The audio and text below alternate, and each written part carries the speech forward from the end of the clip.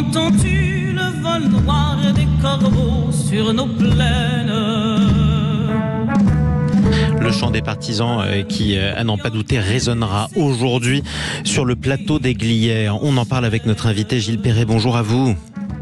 Bonjour. Soyez le bienvenu sur Sud Radio. Vous êtes le porte-parole de l'association Citoyens Résistants d'hier et d'aujourd'hui. C'est une association qui naît de Rassemblement Citoyen aux Glières. On est dans la Haute-Savoie. Ça date de 2007, la fondation, je crois, de votre collectif d'associations.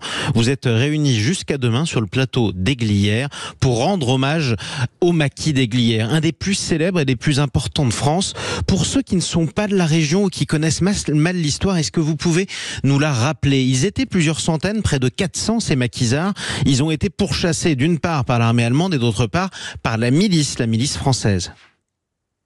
Oui, c'est ça. Comme dans beaucoup d'endroits en France, c'était une grosse concentration de maquisards, de 400 maquisards, ce qui fait que ça faisait quasiment un front ouvert. Et c'était la première fois que ça arrivait sur le sol français, donc pendant l'hiver 44. Mais nous, notre hommage, il vient à la résistance en général, pas forcément qu'aux Glières, mais surtout il est là pour rendre hommage à la pensée politique de la résistance, puisque on a réagi et créé cette association au moment où Nicolas Sarkozy a voulu faire de ce lieu son espèce de roche de solutré à lui. Et donc, nous, depuis maintenant 17 ans, on s'applique à montrer que les politiques libérales qui sont mises en place sont des politiques opposées au programme du Conseil national de la résistance. Donc, on se positionne pas sur des questions historiques, mais on se dit, certes, c'est bien d'honorer les résistants parce qu'ils étaient forts, ils étaient courageux, etc. Et ils nous ont restauré la République en 1944, mais il faut pas oublier pourquoi ils se battaient, il faut pas oublier leur pensée politique, et leur pensée politique, elle est consignée dans un programme politique du Conseil national de la résistance qui nous vaut aujourd'hui encore la création de par exemple, la liberté de la presse, le statut de la fonction publique, les retraites, les comités d'entreprise, enfin toutes des choses dont on bénéficie encore tous les jours aujourd'hui et que pas mal de gens ne connaissent pas la provenance. Et bon, c'est pour ça aussi que c'était important. On peut le rappeler d'ailleurs, Nicolas Sarkozy, tout récent président de la République, avait surpris en commençant un rassemblement annuel, un lieu de recueillement, un moment de recueillement sur le plateau des Glières, et ça avait étonné parce que ça rappelait ce que faisait François Mitterrand, vous le disiez, sur la roche de Solutré. Qui ils étaient, ces résistants du maquis des Glières?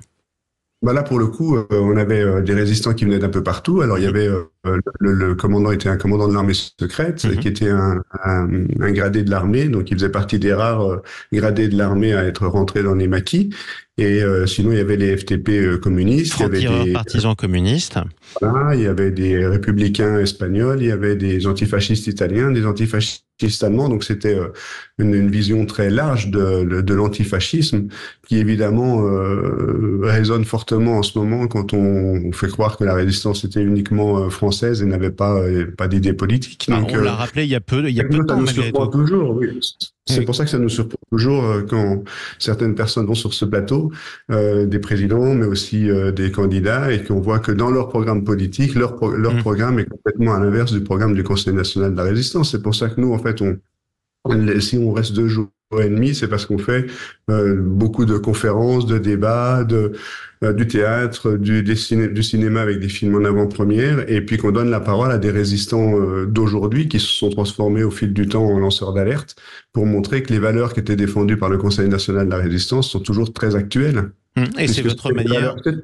C'était des valeurs d'égalité, de fraternité, c'était de restaurer le service public, c'était redonner du sens au vivre ensemble et au commun. Et c'est vrai qu'on sent bien que depuis une quarantaine d'années, cette question du vivre ensemble, la privatisation des services publics, l'individualisme qui se développe, la haine un petit peu la montée du tous contre tous, le racisme, et bien évidemment, ça n'a absolument rien à voir avec ce que les résistants portaient comme idéal à l'époque. Et c'est votre manière, en tout cas, de leur rendre hommage aujourd'hui. Vous disiez des valeurs d'égalité et de fraternité. Important aussi de rappeler celle de liberté. C'était notamment l'une des priorités de l'époque quand la France vivait sous le joug de l'occupation nazie. Merci d'être intervenu ce matin sur Sud Radio. Gilles Perret, porte-parole de l'association Citoyens. Aujourd'hui, on est à Torre-en-Glières, c'est juste au-dessus d'Annecy. Et puis demain, ce sera sur le plateau des Glières. Donc voilà, merci surtout pour votre invitation. Et puis à bientôt. Mais à très bientôt, je le disais, porte-parole de l'association Citoyens Résistants d'hier et d'aujourd'hui. Ami, si tu tombes, un ami sort de l'ombre à ta place. C'était aussi une phrase célèbre du chant des partisans.